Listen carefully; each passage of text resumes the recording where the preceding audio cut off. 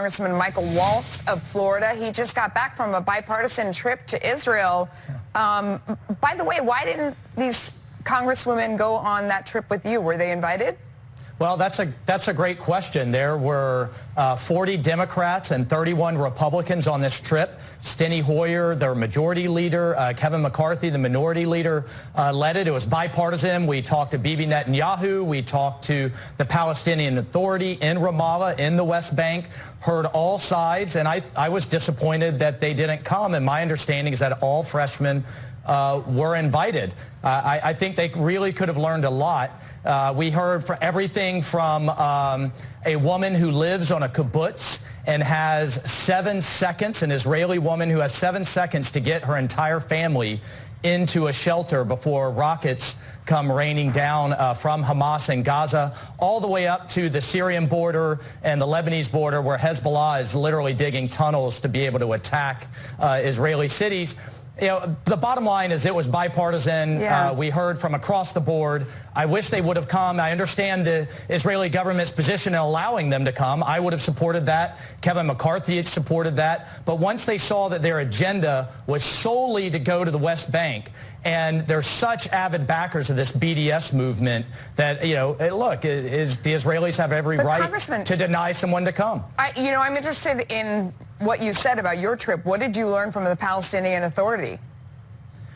Well, we heard from the Palestinians that basically the peace negotiations are essentially stuck right now, and that they aren't moving forward, and that they're not going to even participate because the United States, one, has recognized the Golan Heights, and two, has moved our embassy to recognize Jerusalem as the rightful capital of Israel. The point we made was that presidents on both sides of the American aisle have promised to do that for years. President Trump just carried through his point.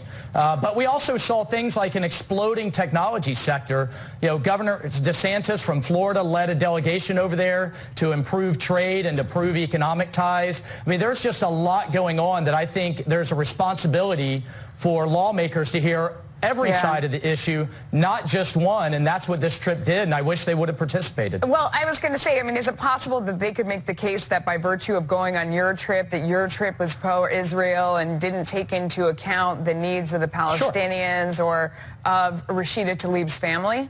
Sure, they could make that case, and they could make the case to go on a separate trip, which I would have supported them doing. That's better than nothing. I would have rather they come with us so we could build those relationships amongst each other. But if they want to do a separate trip, then still hear all sides. Hear the Israeli government, hear from Israeli settlers, hear from farmers, like I said, that are under rocket attack, and also go to the Palestinian Authority. But that wasn't their agenda. Their agenda was only to hear one side. And let me make one point on this BDS movement. Yeah. You know, if this were truly to, I guess, talk about the plight of Muslims around the world, then why not pound the table against China and its suppression of the Uyghurs? They're putting millions in re-education camps, the Burmese and the Rohingya who are committing genocide against Muslims as we speak, but instead it's directed directly at Jerusalem. It's directed directly because they're Jews, and it's anti-Semitic. And I think that is, you know, I think that's completely reasonable for the Israeli government to say, hey, you don't want to hear our point of view,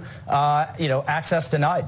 Well, but if you sincerely wanted to solve this problem and you wanted to make things better and that you thought that Palestinians were being oppressed under this current system, would it have been the most productive for all of you guys to go together and everyone sit there and make their argument for either side and to make it directly to the Israeli government? Couldn't they have gotten a lot more accomplished by all of you going together and doing this together and having an honest conversation about what can be done? Could that have happened if they were there? Well, that's exactly what did happen with, you know, 71 Democrats and Republicans there. That's a huge portion of the Congress that were there to listen to all sides. We asked tough questions of the Palestinians, tough questions of Bibi Netanyahu. How do we move this forward? How do we bring peace to the Middle East, and what is America's role? Those conversations were absolutely had. You know, it was the American Israeli Education Forum that was our host on the trip to educate freshman members on all sides of this issue. And importantly, this is what's so important is our founding fathers said that our individual rights as Americans come from God, not government. And to see those shared values, to see a Jewish-sponsored trip allow us to go to Christian holy sites, to be in Jerusalem, the heart of Islam, Judaism and Christianity, I think was incredibly powerful as leaders. And I just can't say enough. I wish they would have participated, as 70 of us did, in a bipartisan way. I would have liked to have gone. Sounds like a great trip. It was. Congressman Waltz, thanks for coming on. We appreciate your time. Thanks so much.